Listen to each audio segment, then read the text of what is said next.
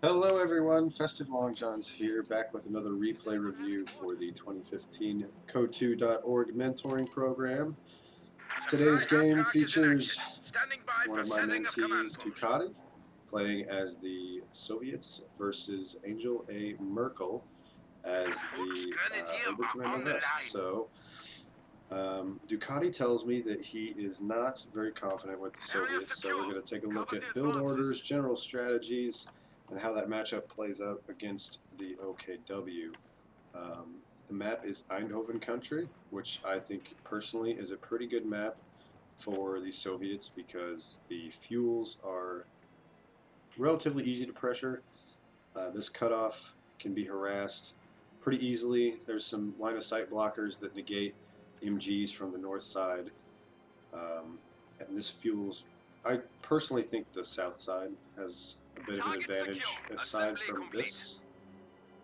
House right here can be kind of a pain. It's not too hard to negate because this side only has 2 windows. This side has none. So if you have somebody camping this house, stack your troops right here. Your units will take no damage and you'll slowly force them out. Tip number 1 of the day. So far we got Ducati starting off with the 3 conscript build. Pretty good. Pretty standard start.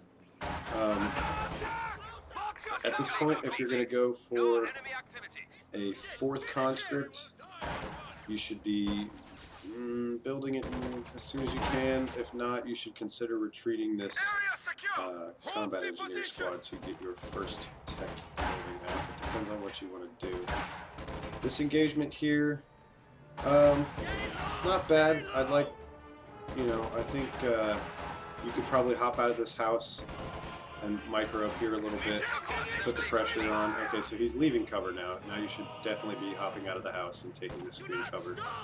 Conscripts actually fare decently against Stern Pioneers depending on the engagement. So vaulting over the fence and capping the munitions, that is good. See, the OKW player is going for a 2nd Stern Pioneer squad, which is interesting. 4 conscript opening, strong on this map. It's good. You'll be able to cap territory quickly. You'll be able to harass all over the place. As the Soviets, generally speaking, against OKW, you want to try and get out. I mean, this goes for Austere too, really. You want to get out an M5 as fast as possible, which means you want to control an early fuel and as many of these strat points as you can, and then harass his cutoff here next. So if you've seen now that his initial Stern Pyro squad is getting low and is going to have limited combat effectiveness, and his 2nd Volksgrenadier squad is also in the middle, you should know that chances are you could probably go for a quick decap over here on this side.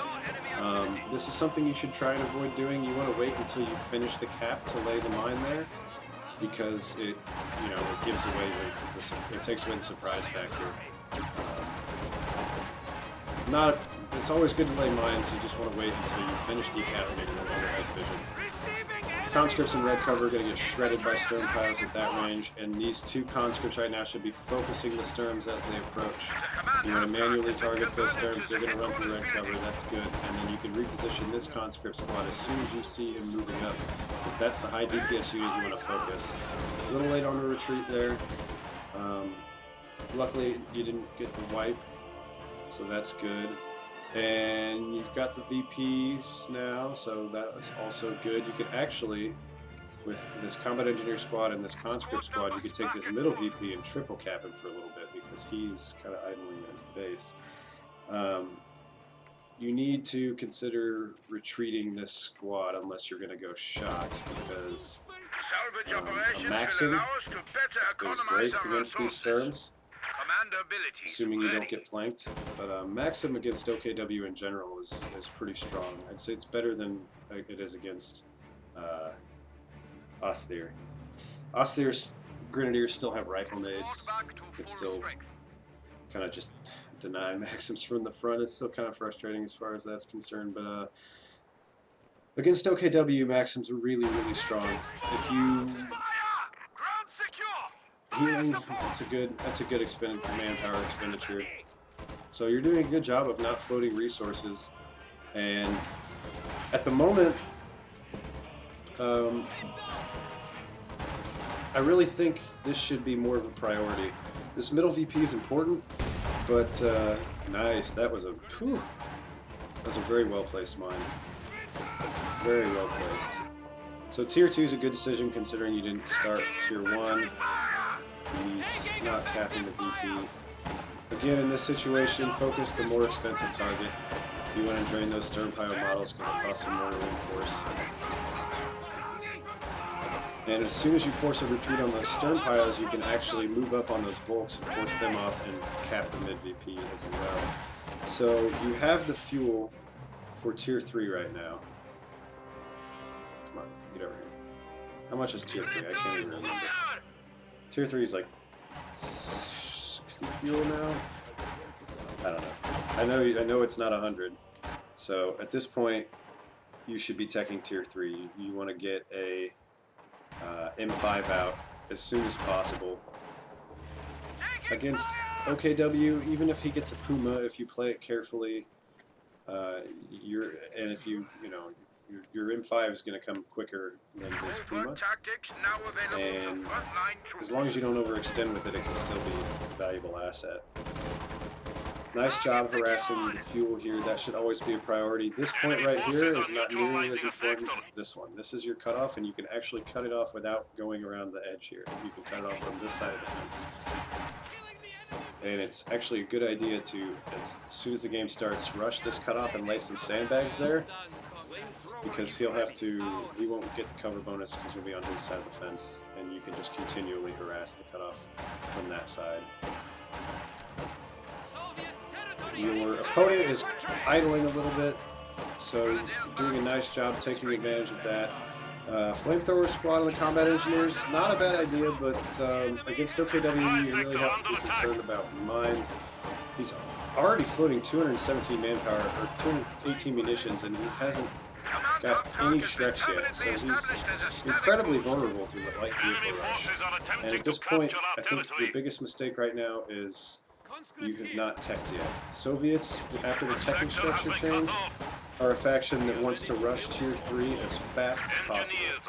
You want to get that early pressure out as quickly as you possibly can. You want to try and catch some lowly squad out here, harassing on the flanks, and just chase them down on retreat and kill them. That's your shock unit. That's your shock value unit. You can either do it. You can either do an M5 rush, or if you think that your opponent has gone a Luke's, the T70 is effective, deals with the Luke's quite well. It's also quite a bit cheaper in terms of manpower than the M5. It's 200 manpower as opposed to 270 for the M5. So this is a dead stern fire squad. If he doesn't retreat immediately, yep. That's excellent. You've also got him cut off from the munitions here, so despite the fact that he has that territory, he's really, really losing the manpower war here. And this is when you should be pushing your advantage. You've had much better map control than he has. See, look, you floated 100 fuel before your tier 3 has gone up, and that's what's going to cost you a lot of the initiative that you've had. So right now, I would camp this with your conscripts. You've got this position here. You could throw a sandbag down there with your conscripts and just make it really hard for the OKW player to regain that territory. One thing you want to try and do with Soviets is when you capture territory, you want to make it as much of a nuisance as possible for your opponent to get back.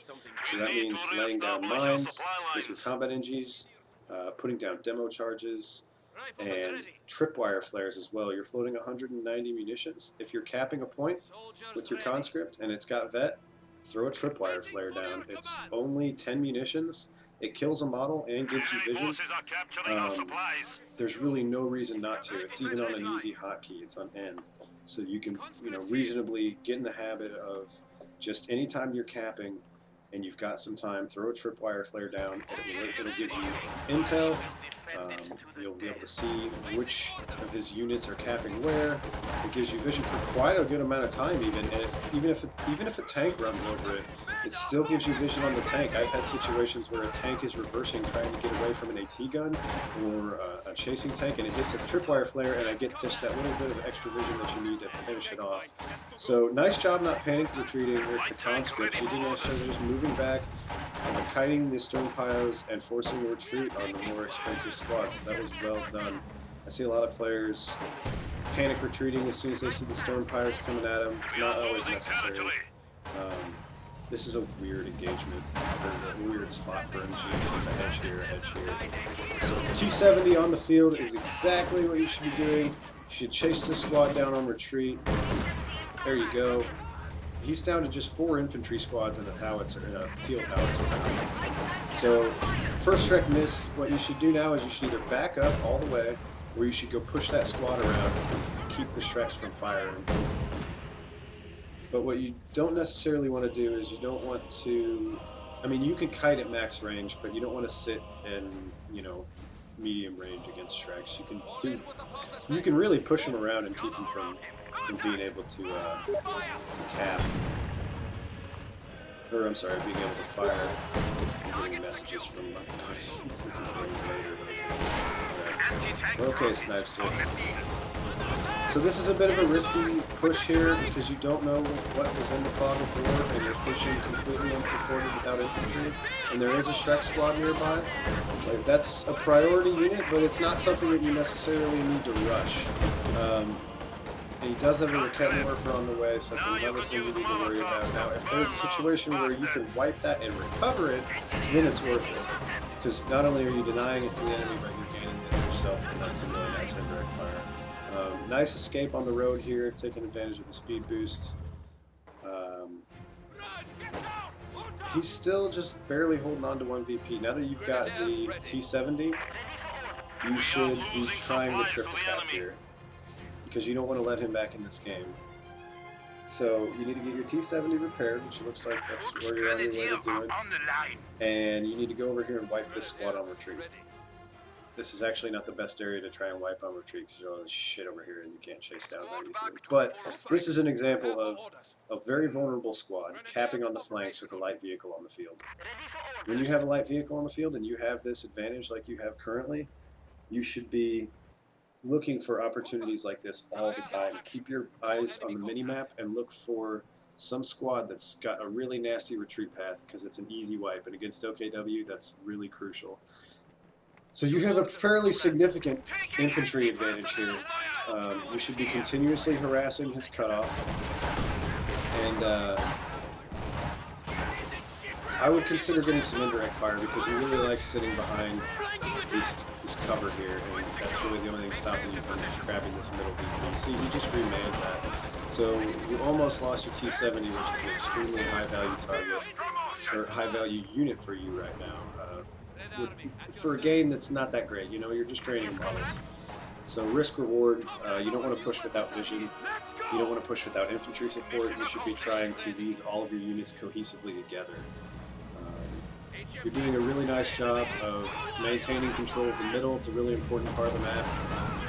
And the T70 is back up and looking to do some damage. Nice grenade. You might wipe. Beautiful. That was perfectly thrown grenade there. Threw it just behind where the units were, so that as he backed up into it, he runs right into the AoE of the grenade. That's exactly how you want to throw grenades. You want to anticipate your opponent's move. You've got him at a stranglehold right now. You've got 158 fuel. You should again be thinking about teching right now. You even have the manpower to throw up tier 4. Perfect. Good timing. So tier 4 is going up. You'll have access to that T-3485, which is exactly the tank you need against OKW. The OKW player is probably just stalling for a King Tiger at this point. If you haven't seen any vehicles yet, and he hasn't placed his tier 4, you can assume that he's either stalling for a King Tiger, although you have seen Scavenge Doctrine. So little lulls like this when you're just busy capping, you should be doing a little assessment of strategy. What commander did my opponent go? Have I seen any tells from that? Which you have. You just wiped his Jaeger, so you know that you're going to have to deal with potential Ostwind, which is not a big deal. If he chooses to go Ostwind now, that would actually be a pretty big mistake. Nicely done on the cutoff here. Maxim's even gonna suppresses that squad, but you got a Volk squad over here trying to flank. Not necessarily one that you need to retreat from. You can move the guards up here to deal with that squad, and then just simply reposition over here. Don't forget that at Vet 1, which your Maxim does not have yet, but at Vet 1, your Maxim gets, wow, and another wipe here. Perfect. So again, huge advantage in both infantry and map control. You need to maintain a triple cap here at all costs. That's how you end the game. You don't let them back in the game by sitting back. You keep the pressure on. Keep pressure with this T-70, which you're using well. He's repositioning some infantry over here. And you're going to go into capping mode. That's okay. You can do that. But again, he has vision here. So he knows your T-70 is vulnerable. He can run right up to it with a Shrek. And if he catches you napping, it can be bad news bears. I do the same thing with the U.S. vehicle crews. I'll cap, but you want to try and do it at the very edge of the circle so that he maybe on certain capping circles can't quite see what exactly is capping it. In this case, most of the circles on this map are relatively small, so it doesn't really matter where you're capping from. He's going to be able to see what is what's capping. That's one other little bonus of just gaining territory, is that you know exactly what opponents are, or what units your opponent's using to cap. Like right now, you turn the Fog of War on, you should be making a mental note, okay, he's got his Stern Pyos here. Every time your opponent goes to retake territory, okay, he's got the Ostrom, which is enough. He's going to wipe this conscript squad. He's doing exactly what you do with your shock unit. You try and wipe a squad as soon as it hits the field. Your shock value. And if you can wipe this Minesweeper squad, that'd be huge. Because that's his only Minesweeper squad. And you should be moving up with this T-70 right now, because he's obviously napping. He doesn't see this. He's not responded yet. So that's when you get aggressive. Little cues from your opponent like that. When you can tell somebody's obviously microing somewhere else, take advantage of that. And see, now you're moving up, but there's no reason why you couldn't have just driven right up to that guy and wiped him while he was capping and not paying attention, or he's paying attention elsewhere. So T-34 hits the field. You know the Ostrom is on the left side of the map. You should be driving your T-34 in that general vicinity. Here again, we see the T-70 getting a little bit too aggressive. Don't quite know, and you want to be careful. This is a bit of an overextension when you have a high DPS vehicle like an Ostrom on the field. Now he's right in your retreat path, and that's going to be another squad. See, you're going really hard for this thing, but it's not really a risk worth taking. You're better off combating that with your own indirect fire. 120mm will do pretty good work against that, and really aggressive against this Kettenwerfer. You're probably going to get the wipe here. Nicely microed. That was really nicely. That was really well done. And now you've got an opportunity to potentially finish off this Ostwind. He's pulled back into his base. You don't want to get too greedy. These flaks in the base do quite a bit of damage. It's really quite silly how much damage they do. I'm surprised he hasn't retreated this yet. The Ostwind is trying to get out of there, and that's good. That's a good call backing off on that. There's no real need to chase all the way into this base. You kind of let him get out of your sights on that one. You maybe could have finished it off, but that was a really nice play with the T-70 to wipe that Kettenwerfer, and pretty solid hit on that T-34. He's probably going to get away. And at this point, you should just give your reverse command all the way back to the base, and then start microing all your other units. Again, pushing up on this point, not as important as pushing up on this point. This is your cutoff right here. If you look at the tactical map, this is what is going to deny him the feed. Not a huge deal. This also makes you a little bit more vulnerable because you're just so close to his base. So I want to see you focus a little bit more on this territory. You say you're rudimentary level with the Soviets, but honestly, you're playing them pretty well. OKW player still hasn't teched. He's still just going with the Ostwind. And not a bad idea to replace your conscripts with guards in the late game, although I wouldn't get more than 3. 3 is maybe even a little bit much, and we've got some units idling here. You got about half your army not in action. It's good to spend. It's good to you micro your light vehicles really well. Like this T-70 has been microed brilliantly, but you don't want that to take up so much of your attention that the rest of your army goes idle. This is a much stronger force in terms of gaining you map control than just harassing with this T-70. So one thing you can do when you're getting back on the field like this, pop recon mode on with the T-70 and scout out weaknesses in your opponent's line. So right now, he has no suppression, and the only vehicle he has that can really handle you right now is the Ostwind. So if you turn recon mode on, it gives you crazy vision. You can see where his AT is, and you can find the weakness. So you can bring your T-345 up right through here and flank not only his Raketen, but the Ostwind, especially when you get your second 85 out. Now, when the second 85 hits, you've got a really, really significant advantage, and you need to push it before your opponent starts using his fuel. Oh, there you go. Tripwire flares. Perfect. That's awesome. I never really see that people using that ability. I used it before I could even, without even needing my advice. So yeah, right now you should recognize, okay, I haven't seen, and you were just in your opponent's base and you didn't see Tier 4. And you know that your opponent's got an Ostwind. So he spent a decent chunk of fuel here, and now he's a sitting duck. You should be going for taking blood right now, which you probably will. Another mine. So, doing a really nice job of laying mines. This is a great road to lay mines on, because it's really the only pathway through here that vehicles can traverse quickly and easily. Your vehicle micro is really good, and honestly, your vehicle positioning has been good. You overextend a bit at times, but you move these vehicles around the map really, really well. So, but again, we're seeing a lot of units idle here. And it's good to understand where you should be prioritizing your micro. Like right now, obviously, there are Shrek squads around, so that should be your micro. You should be pushing these Shreks right now. Like, use this T-34 to go shove these Shreks around so that they can't fire while they're targeting another one. And the T-70 is going to move up. Needs to be careful about the cone of the Rakettenwerfer. Yeah, you have a huge advantage right now. You should be looking to, again, maintain the triple cap. That's the biggest issue, I think, right now, is too many idle units that could be out capping. Like, you could have sent... You won that left engagement as soon as you sent those T-34s there. But you're not capitalizing on it because there's no infantry to back you up and cap and actually take advantage of the engagement that you won. So get in the habit of not investing too much time microing your vehicles, or at least being able to...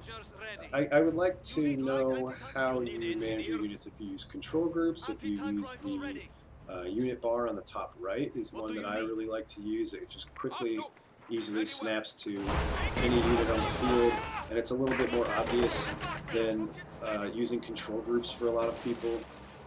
So again, you need the triple cap. You've got a crazy advantage. You've already ticked him down over half the VPs, but OKW, you don't want to let him get out a P4 or a King Tiger, way late in the game. We've got a huge push here. Again, this is a good opportunity to use recon mode, just to kind of scout out where your opponent is trying to set up. He's going to catch your 85 off guard. He's stacking all his AT in one place. That's a dead T-34. We are suffering vehicle losses. That's going to happen from time to time. It's not a huge loss. You still have an advantage. He's going to... He called it another Austin. So, he teched Tier 4. He spent the fuel to get Tier 4, and then he teched an Austin. That's a mistake. That is a mistake. So, this is a little bit... He's going to catch you napping here again. You just saw your T-34 get destroyed here. He has all his AT there. You should be evacuating your vehicles from that area and moving your infantry up to force that off, because that is not a strong anti-infantry force, what he has there. So rather than using your infantry to try and deal with or to push off this Ostwind, guards are generally pretty piss poor anti-tank. They're not going to do much. They're decent against light vehicles, but against any mediums, they're basically useless. Focus the squad while it's salvaging. They take like triple damage. You could wipe that squad if you catch him napping. Salvaging units take an insane amount of damage. There you go. Look how quickly he's dropping. Bam! Just instantly wiped. That's huge. And you've got a mine here, so you should be thinking, okay, he's going to hit this mine. I need to bring my 85 up right now, even if it's low, to maybe try and force it off. You've got marked target. You can clear that thing out pretty easily. He does have a Rakettenwerfer there. But, you know, you move that T-34 up here and take advantage of this line of sight blocker. And he's got this Rakettenwerfer here. That's a heavy engine damage, so you should be able to clear that out. You're doing really, really well still at this point. You've got enough fuel for another T-34-85. You should be queuing that right about now. And that's going to be your bread and butter against the OKW. 85s are pretty good against the OKW. Pre-patch, the T-34 was actually, in mass, pretty darn good against OKW because the OKW didn't have a generalist tank of their own. And it was really hard to deal with a bunch of T-34s. But now, OKW has a Panzer IV, and yeah, Panzer IV eats the T-34-76 alive. The barrage is not going to take out that Ostwind. Your T-34 is full health, and that's a heavy engine damage. Like, you should probably be able to do that. This is a point where, again, you've got infantry idling in your base when you need them to give you vision for your T-34. Because now you're having to push up directly to get that Ostwind, and you might get you with the Raketten. So nicely dodged there. Good thinking going around the cone. He's power sliding on some dirt. The second Raketten was refaced, and now this one's refacing as well. One more shot, you should get him. Long range shot from that Raketten. Oh, keep going, keep going. Oh, shitty pathing kind of screwed you. I think if you maybe kept going that way, maybe could have got away. It's alright though. Traded his vehicle for yours, and you've got another one to back it up, so this thing's just driving me crazy, isn't it? Oh, that support gun. It's so nasty. Look at that. Jesus, man. This side of the map is amazing for that thing because there's so much crap you can sit behind. Because again, he's salvaging combat. It's not good. Not good. Don't do that, people. Don't salvage in combat. He's called in another Ostwind. What is he doing? He's so committed to the Ostwind. So now we've got some indirect fire coming in for you. That's good. You can use that to deal with his kind of Rakettenwerfer, you know, his infantry support gun. He's got that on there. He's catching you napping again. Careful, careful. One thing I'm noticing you doing every now and then is leaving vehicles out in front. You want to lead with your infantry and follow up with the vehicles. A lot of people try and use the vehicle as the spearhead unit. You want to do it the other way around. There's no need. It's a lot riskier to lead with the vehicle because if you hit a mine, if you run into a camouflage Shrek, you should be camouflaging these. You can really get caught off guard. You might be able to merge this if you have some conscripts nearby. I think that's the one thing you need to work on most is unit management. Always, you should strive to have your units constantly be performing a task. They should never be idling in the base. They could be capping. This is good. We're going to keep the pressure up here. Another mine to bait his Ostwind into, trying to deny that big. So that's really good. That's exactly what you should be doing. This house is kind of shitty actually for this side because it can't cover the VP, which I guess is good. Because if it could, that would be pretty good.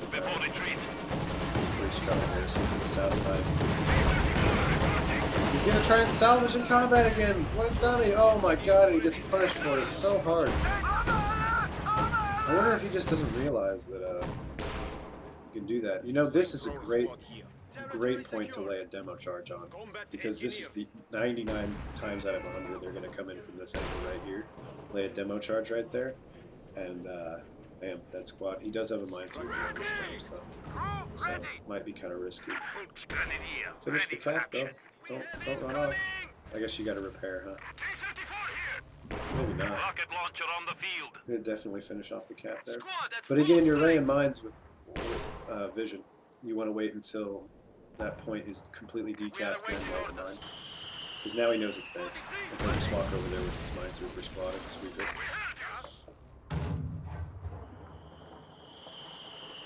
Katusha. Pretty good idea. His only form of hard AT right now is the 2 Raket Morphers. If you can wipe those, you'll have... oh, there you go. Beautiful mine. If he was paying attention, he would have seen you laying it. But he was not paying attention. Now you can go heat it up with the 85. And caddies. See, right now you're going after the support gun, but the support gun's more just a nuisance than anything. It's not really handicapping you that much. It's a good Katusha target, but I think your priority needs to be the AT guns.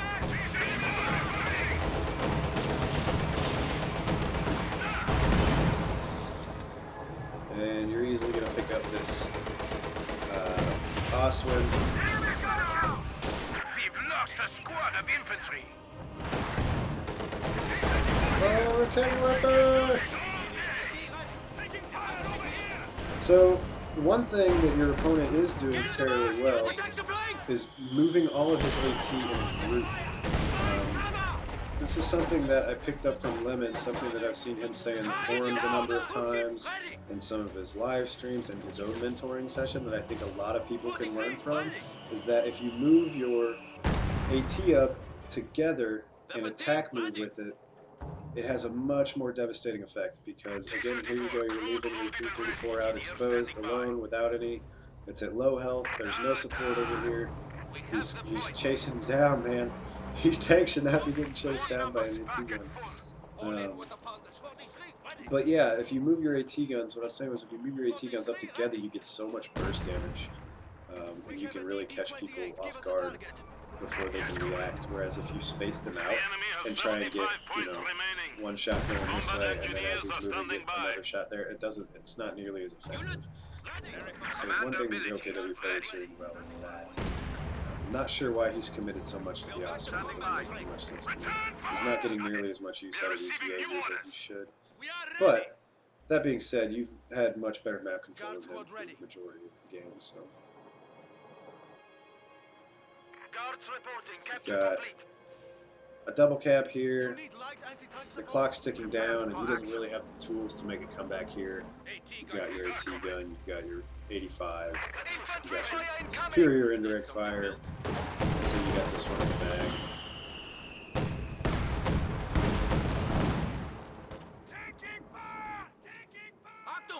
Prepare for action.